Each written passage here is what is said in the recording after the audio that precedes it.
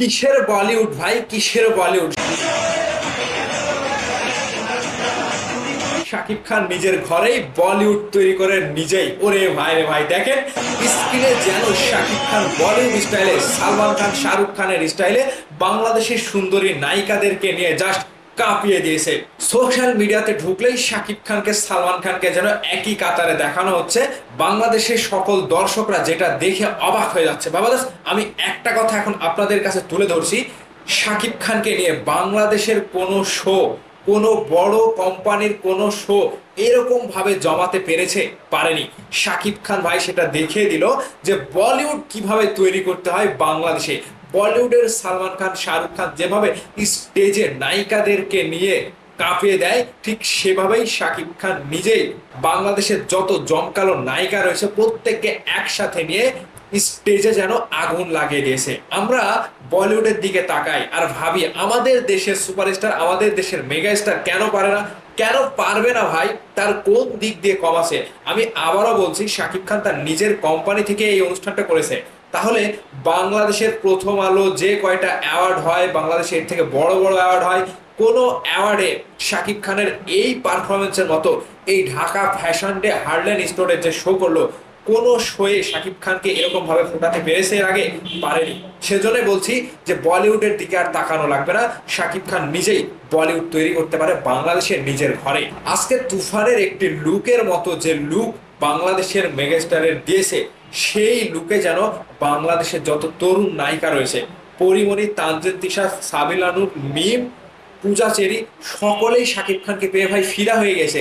সকলেই শাকিব খানকে পেয়ে যেন বলছে যে তারা আমরা বলিউডের সালমান খানের মতো, বলিউডের নায়িকারা যেরকম সালমান খানকে শাহরুখ খানকে পেয়ে জোরে ধরে, জাপড়ে ধরে, ঠিক বাংলাদেশে গতকালকে শাকিব খান এটাই সৃষ্টি করেছে, এটাই তৈরি করেছে। আর এটা দেখে সকলের চোখে ধাঁধা লেগে গেছে ভাই, যে আমরা বলিউডে দেখতাম এগুলো, এখন বাংলাদেশে হয়ে গেছে শাকিব খানের নিজে তৈরি করছে। তাহলে কম কিসে, বলিউডের থেকে কম কিসে সালমান খানকে দেখে রীতিমতো আপনারা যে কাঁপুনিটা পান, শাকিব খানকে দেখে পুরো বাংলাদেশের মানুষ এই কাঁপুনিটাই পেয়েছে। বলিউড ভাইজান দেখে অবাক, সালমান খানও দেখে অবাক হবে যে বাংলাদেশের একজন নায়ক শাকিব খান এরকম ভাবে কাঁপাতে পারে। ঠিক আমাদের ইন্ডাস্ট্রি থেকেও তার হাইপটা এখন বেশি। আমি এই কথাটা কেন বলছি, যে বলিউডের তাদের যে একটা সিনেমা তৈরি হয়, দেখেন এইরকম হাইপ তৈরি হয় না। এর আগেও কিন্তু সালমান খান শাহরুখ খানের সিনেমা রিলিজ হওয়ার আগে কিন্তু এরকম মানে এত বড় আয়োজনে শাকিব খানের মতো এরকম হাইপ তৈরি হয় না। আমরা এখন বললে তো বলবেন যে বেশি বেশি বলছি, বেশি না ভাই। শাকিব খানের যে লুক, এই লুকটি নিয়ে বাংলাদেশের বড় বড় প্রযোজক পরিচালক গতকালকের প্রোগ্রাম দেখে রীতিমতো তাদের ভেতরে একটা অন্যরকম চিন্তা ভাবনা ঢুকে গিয়েছে যে মেগাস্টার শাকিব খান ঠিকই নিজের ঘরকে বলিউড কিভাবে তৈরি করতে হয় তিনি সেটা জানে, এবং সিনেমা তার ভেতরে গাথা, সিনেমার স্টাইল, সিনেমার যে লুক, প্রত্যেকটি জায়গাতে শাকিব খান যেখানে যায় এইরকম মানে উত্থাল পাথাল একটা ঝড় বয়ে দেয়। তো আমি শাকিব খানকে দেখে নিজেও রীতিমতো শিহরিত হয়েছি যে ভাই এটা করে কি? নিজের প্রোগ্রাম নিজেকে এভাবে যখন উপস্থাপন করতে হয়, তাহলে তো অন্য বড় কোনো কোম্পানি, অ্যাওয়ার্ড শো, যে কোনো অনুষ্ঠান শাকিব খানকে পাবে না। পাবে কি? এখন থেকে শাকিব খান নিজেই এরকম বড় বড় অনুষ্ঠান উপহার দেবে।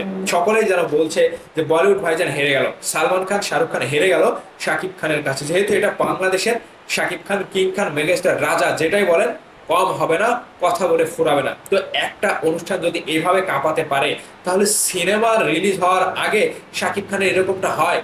হয় না।